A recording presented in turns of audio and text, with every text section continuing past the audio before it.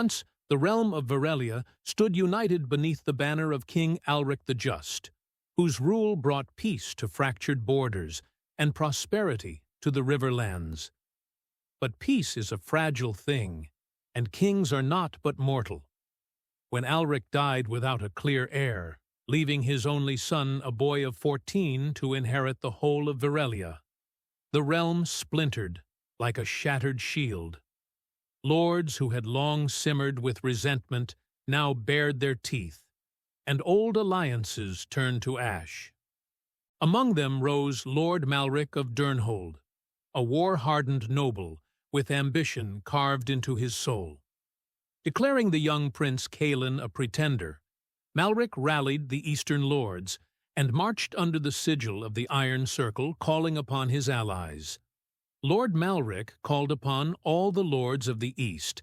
He would claim the throne for himself, or so he thought to his, and everyone surprised many of the minor lords, and lower nobility supported Prince Caelan's rise to the throne, as it was well known his father King Alric loved and cherished the boy.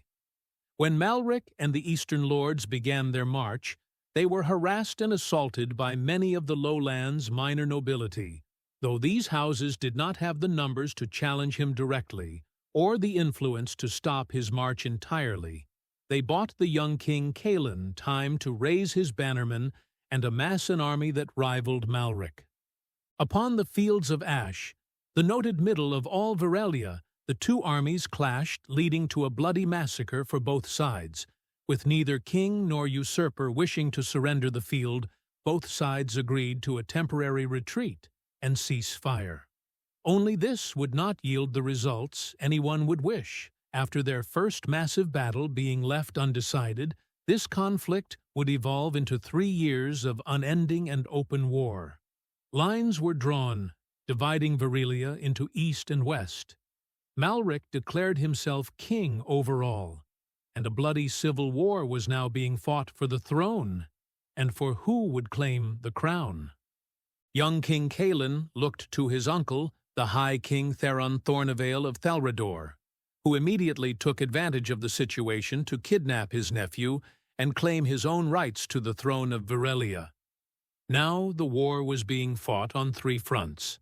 The usurper Malric Valethorn of Durnhold, High King Theron Thornevale, and those who supported young King Caelan Thornevale of Varelia, and it would be a long and bloody conflict no one could predict.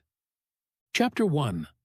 The thunderous crack of splintering stones echoed across the valley as the trebuchet's boulder slammed into the gatehouse, shattering its upper ramparts and sending a rain of stone and wood down onto the defenders below, as the archers on the curtain wall continued their suppression of the advancing enemy. With the drawbridge groaning down over the moat like a beast exhaling its final breath, the attackers surged forward, a tide of steel, fury, and blood. Heavily armored knights led the charge, their visors down and war cries muffled beneath iron helms. Behind them came the men-at-arms, less protected but no less determined, wielding spears, axes, and swords with desperate resolve. The narrow throat of the gatehouse became a killing funnel where bodies collided and blades sang their brutal chorus. Steel clashed against steel in a cacophony of violence. Axes bit into shields. Swords rang off helmets and plates. The air was thick with the iron stench of blood and sweat. Screams of agony echoed off the narrow walls of the gatehouse as limbs were hacked, throats opened, and men were trampled beneath the press of bodies. The defenders fought like cornered wolves, thrusting pikes through gaps in the stone and pouring boiling oil from the murder holes above. But the breach had begun, and the tide was relentless. Mud churned beneath iron boots, slick with gore. A knight fell, his helm caved in by a mace, only for another to leap over his corpse and drive a blade into the gut of a spearman. The gatehouse walls reverberated with the clash of war, a grim symphony of desperation and death. The castle's heart was under siege, and it would not beat quietly. Bodies piled in the narrow passage, a grotesque barricade of bloodied steel and shattered bone. The attackers pressed forward, shoulder to shoulder, their shields slick with gore, and their blades dulled from relentless use. Every step was contested, every inch paid for in blood. A knight roared as he drove his long sword through a pikeman's chest, only to be dragged down by two more defenders who hacked at his joints with hatchets. His screams were drowned by the clash of weapons and the thunder of boots on stone. "Hold them back!" a defending knight screamed as he held a man in a headlock while blocking an oncoming axe with his sword. His voice vibrated through his helm's visor, and off the walls of the once pristine gatehouse, the tunnel leading into the castle's courtyard had now become a charnel house, as more dead both attackers and defenders piled up. Above, arrows rained from the battlements, some finding gaps in armor, others ricocheting harmlessly. As the attacking army rushed the walls, bringing siege ladders and climbing hooks, while the men above used pole arms and dropped rocks to keep them at bay.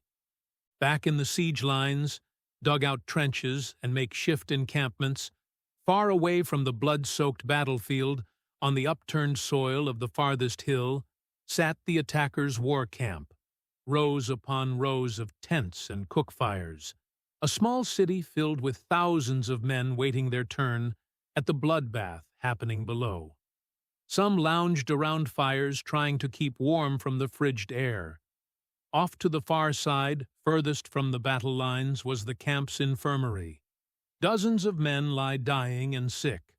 One man was being held down on a table as the surgeon hacked away the stump that was once his right leg, amputating as best he could, while the man screamed and begged for death to take him. This was war, the true ugly face of war. Not some glory song that nobles would pay the bards to play in the taverns, not the stories people tell of victories won. No, none of these men dying on the field had a single drop of noble's blood in them, but they were here because they swore an oath to serve, here because duty called them forth, or simply here because war could make them rich. That was all said for one. In some far-off section of the war camp, nestled in a small corner, and well fitted with cloth walls surrounding it, similar to battlement walls surrounding a keep, the cloth walls surrounded a solid black tent with no banners nor emblem, at least not on the outside, that is, inside the small enclosed space around the tent. At least 30 or so soldiers, all wearing black homespun clothing, were seated around the cook fire as a servant girl handed out each person's ration of meat and bread. It was common for war camps like this to have large gatherings of camp followers, though the soldiers here did not associate with many outside this small pavilion of black cloth walls and tents. The largest tent's flaps were closed, keeping the cold out from whatever or whoever was inside. Inside, a large black oak table dominated the center of the tent, the floor not only cloth but lined with the furs of many different animals. Against the center post, two finely crafted scabbarded blades leaned against the wood. One blade was maybe 4 foot in length from hilt to blade tip. The handle was wrapped in fine black leather, and the pommel was a masterly crafted ivory piece carved into a wolf's head. The second blade was much larger, almost 6 foot in length, with a wider blade. The hilt was wrapped in the same black leather, and the pommel was a well-rounded 8-sided shape, with letters engraved on each side. The blacksmith's mark, no doubt. Next to the swords on a chair was a scattered assortment of chain and plate mail armor pieces. The helmet smooth and flat-shaped, similar to a fox or wolf head with pointed ears, and a elongated snout-like visor with small triangle slits to form the eye holes, and 3 small cuts along the bottom of the visor on each side so the wearer could breathe.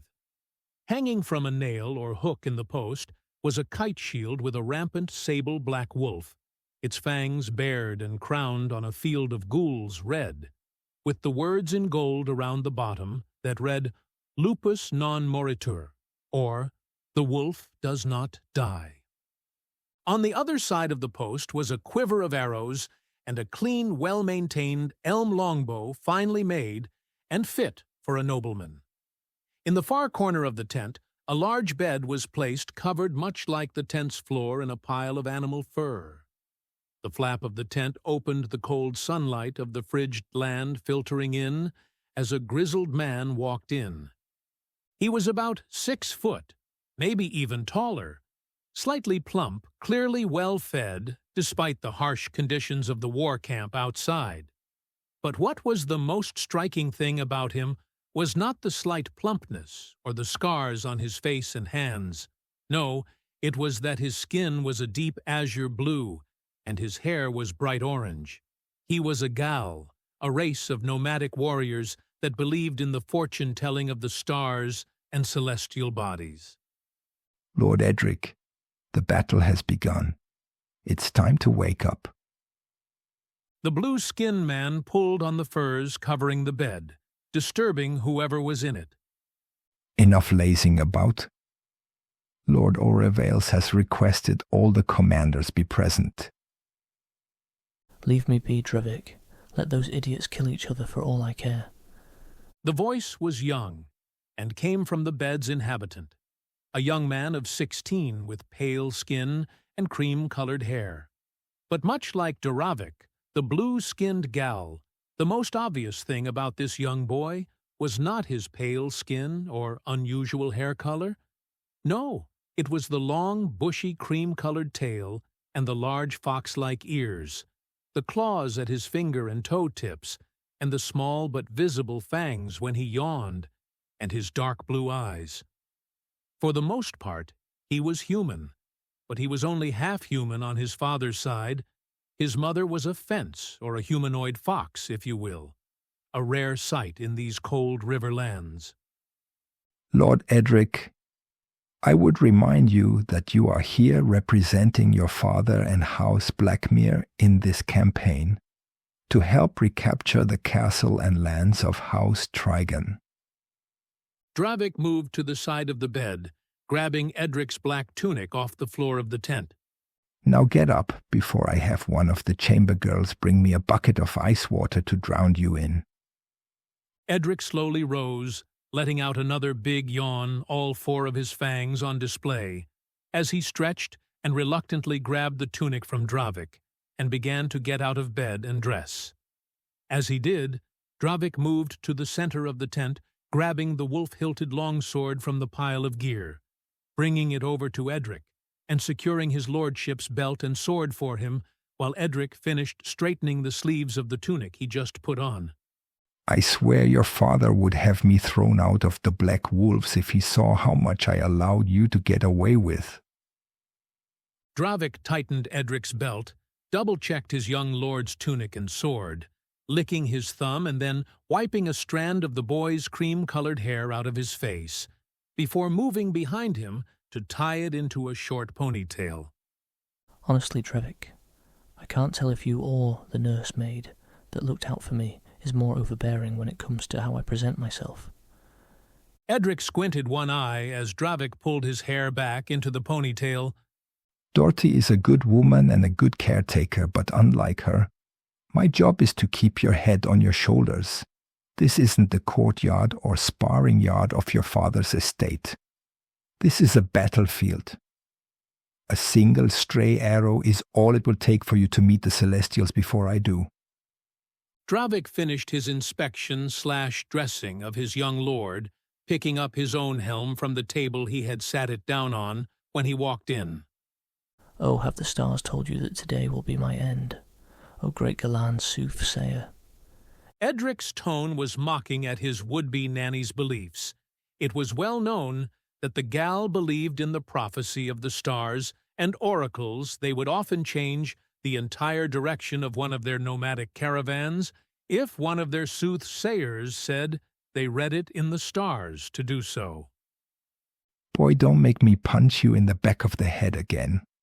I have told you and your father 100 times both. I only read my stars, and my stars say I won't die today. As for yours, well, let's just say you have the luck of the fool, more than anything, on your side. Dravik moved towards the tent entrance, opening the flap, and letting Edric out first, as was proper of a servant to their lord. Yes, but it's the fool who has the most fun. You taught me that. Edric stepped through the tent entrance to the cold outside of the siege camp. And I regret being your instructor for so many years at this point, more and more each day. Dravik followed, allowing the tent flap to fall behind him as he joined his young lord outside in their makeshift pavilion. As the two stepped into the cold sunlight, the rest of the soldiers, all wearing similar blackened armor like Dravik's, jumped up and stood at attention, a mix of races, mostly human. There was a total of 30 soldiers that made up this retinue, not counting Dravik and Edric.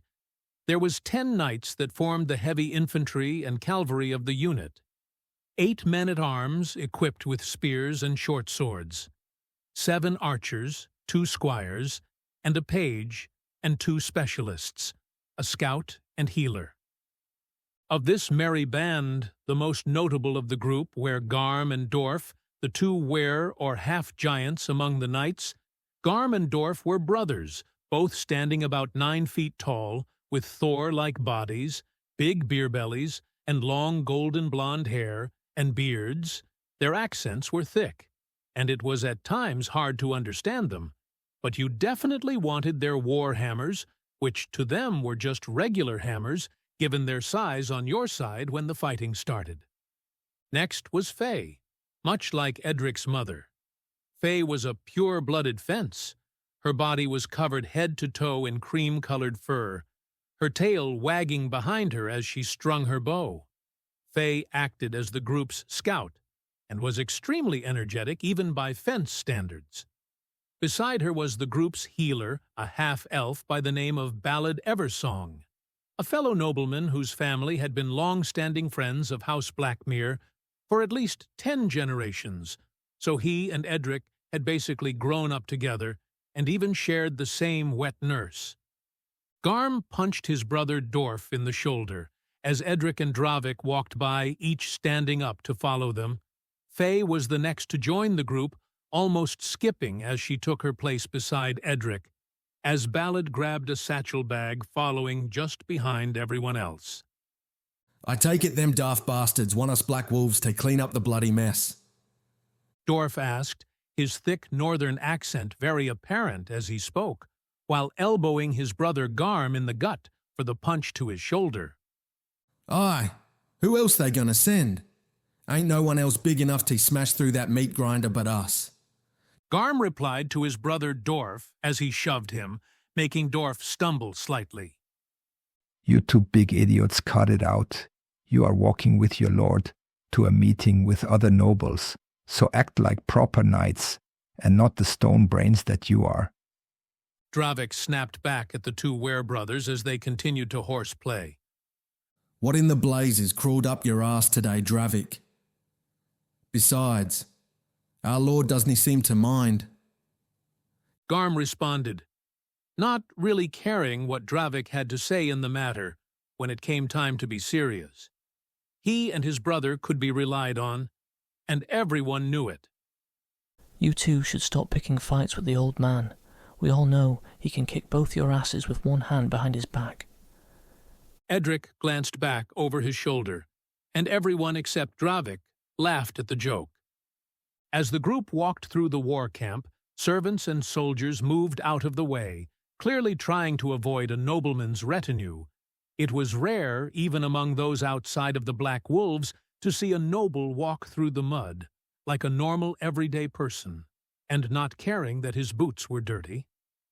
In the center of the camp, a large tent had been erected. The fabric, a bright white, with red and gold trim. The emblem of its noble house's owner embroidered on the sides. A kite shield, with a golden eagle on a split field of red and white. The tent of this army's commanding officer and Lord Marshal Thalric Orivales, former Grand Marshal of the Royal Army under the late King Alric, now commanding the United Lords still loyal to the royal line of Varelia. Announcing the arrival of Sir Edric Blackmere, son of Lord Thane Blackmere, Lords of the Vale. The herald standing by the tent entrance spoke loud and clear for all the noble lords around the table to hear. Ah, so the young fox decides to join us after all. Was wondering what you were doing besides sleeping, young Lord Blackmere. The voice that spoke was rasp and harsh, weathered by age and hardship. It was Lord Thalric, an older man in his early 50s, his hair gray and thinning his thick beard still had some traces of its original red coloring, but even that, too, had lost its luster. Apologies, Lord Orivales. I was not aware that this campaign's success hinged on if I woke before noon.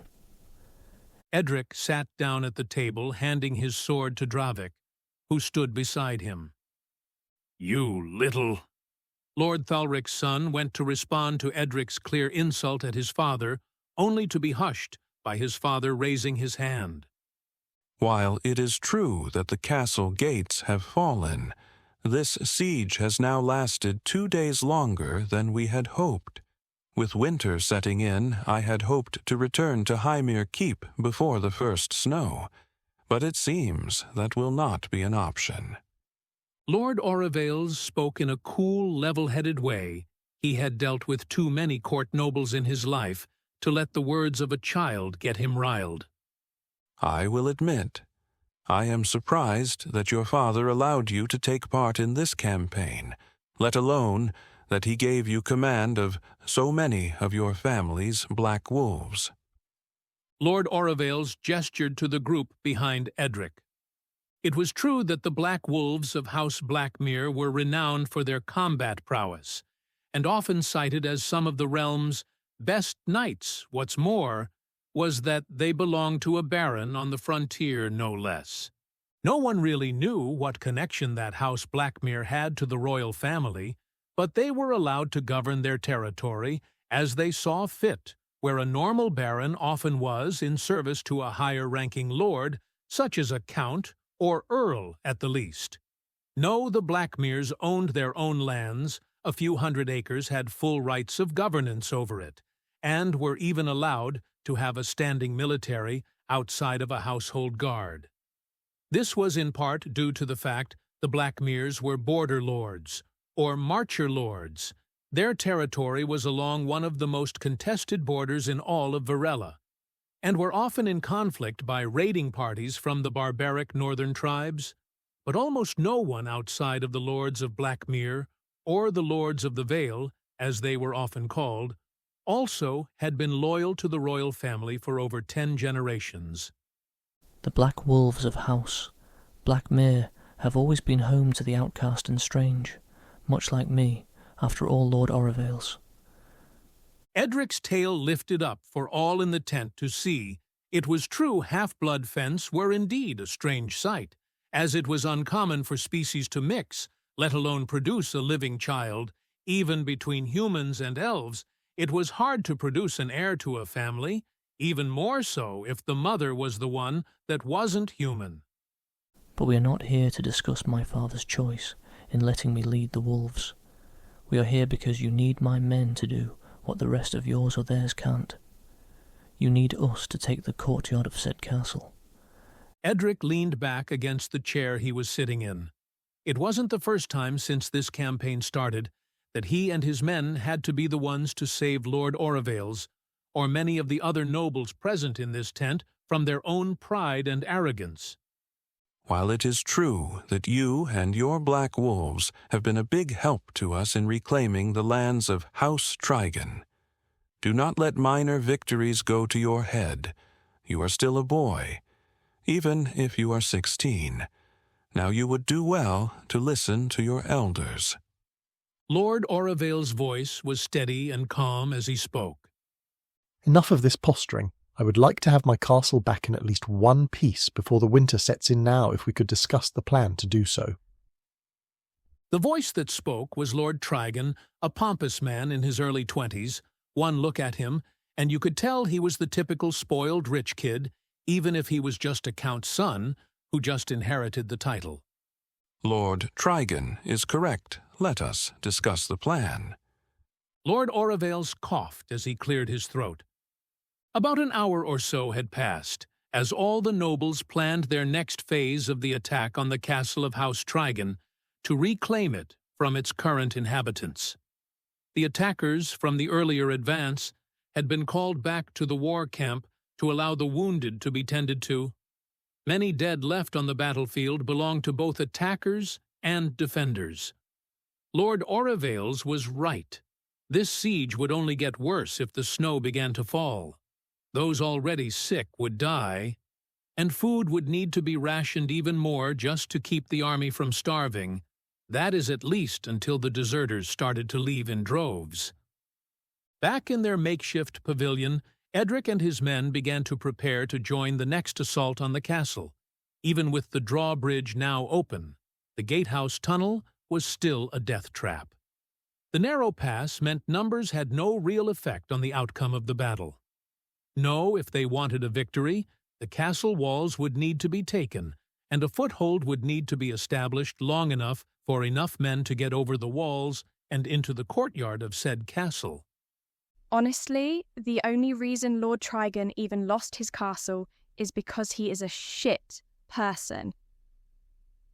Faye spoke her mind as she helped the servant girls put on Edric's armor for him. Don't let him hear you say that, Faye. You know how other nobles can be when you insult them. Edric smirked, trying not to laugh. Hey, it's not my fault humans can't handle the truth. That's why us fences have to stick together. Faye's tail wagged as she pulled the chainmail shirt over Edric's head and shoulders. Hey, watch the ears. Besides, I'm only half fence and a noble myself. Edric hated the process it took to put on his armor, as it almost took at least 2 servants to help him. Yeah, but you're not like a real nobleman. You're more like me, well, somewhat like me since you're a boy, and not a girl also, because you're a half-breed, I guess, as well. Faye was losing herself in her own little world like usual. Edric had gotten used to it, and he liked having Faye around, because she was only a year younger than him. Lady Faye, mind your tongue when speaking to the young lord. One of the servant girls scolded Faye for how she was talking. It's fine, just put on my breastplate and backplate, and hand me my helm already. Edric slightly barked the order, wanting to get the long dressing period over with already. As Edric and Faye, along with the rest of the Black Wolves, had finished their preparations for the attack on the castle walls, they gathered in the small cloth wall pavilion. Garm and Dorf standing imposingly taller than everyone. Faye had returned to her own tent and slid on a chainmail shirt and a leather breastplate, as the group's scout lighter armor was better. Ballad the half-elf wore similar light armor as he inspected his short sword. Dravik stood beside his young lord Edric as they did one final inspection of everyone. All right. With the castle's drawbridge down, most of the defenders are going to pull away from the walls. As such, it will mean an easier fight for us. Our great commander, Lord Orovales, has given us the job of taking the east wall and securing a foothold. Edric was clearly annoyed by this, as he knew he was being given the easy job. As the youngest of the nobles present, and the one with the least combat experience, he was always given the minor work. As they said, the east wall had been the wall the attackers left untouched. As such, the defending army had left it lightly garrisoned during the siege. But to their lack of judgment, this was Lord Orovale's plan. By making the enemy think they would not attack there, it was now the perfect spot to take the castle from. The attacking army gathered at the edge of the hilltop, looking down at the castle once again. The battlefield was strewn with the dead bodies left from previous attacks. After a week of laying siege to the castle, it was time for the final assault. If this next wave did not break the defenders, even after damaging the gatehouse and getting the drawbridge open, the attackers would have no choice but to break the siege and leave, meaning Lord Trigon would have no choice but to abandon his ancestral home and lands to one of the usurper's subordinates, an insult to his family name, and honor he would never be able to live down. Lord Auravales atop his horse was easy to spot as he took his place at the center of the army. He drew his sword and raised it to the air. For the true king of Virelia, and to drive back the usurper's dogs. Attack! His voice was brash as he raised it loud for all to hear. "Archers loose!" one of the commanders shouted. A hail of arrows was sent to pelt the defenders on the walls as the infantry and knights rushed forward to resume their assault on the castle forward wall and gatehouse. The same bloodbath from earlier today had begun all over again, as men rushed the walls with ladders and climbing hooks, the defenders raining arrows and stones down upon them. Meanwhile, the knights and men-at-arms rushed across the drawbridge again into the narrow tunnel underneath the gatehouse, the sound of the wood groaning under all the weight, as well as the clash of metal, and dying men could be heard over the sounds of chaos. Meanwhile, Edric and his group, along with another small number of men assigned under his command, made their way around to the east side of the castle, avoiding the massive battle taking place. It would be ideal if they could make it to the east wall without being seen by any of the defenders, but even still, once they began their attack, it would be a bloodbath all the same. Though what the group did not expect to see was that the east wall was much more guarded than they had hoped. Just as the first tower came into view, their small number of soldiers was immediately spotted. "Enemies approaching!" shouted a man atop the wall. Quickly, enemy archers were rushing to take aim and open fire. One or two unlucky men that had come with Edric and the Black Wolves were struck down. Luckily, all the Black Wolves were untouched, as they quickly moved out of arrow range. Well, that didn't go as well as we hoped. What say you, Dravik? Edric looked up at the wall as he tried to figure out the best way to approach this. Not counting his 30 Black Wolves, the additional men with him meant he only had about 60 in total. And now the defenders knew they were trying to get close with a siege ladder, meaning their task just became almost impossible. Well, it looks like we have no choice but to suck it up and get to the bloody work. Dravik was clearly displeased with the outcome. End of Episode 1, pages 1 through 11.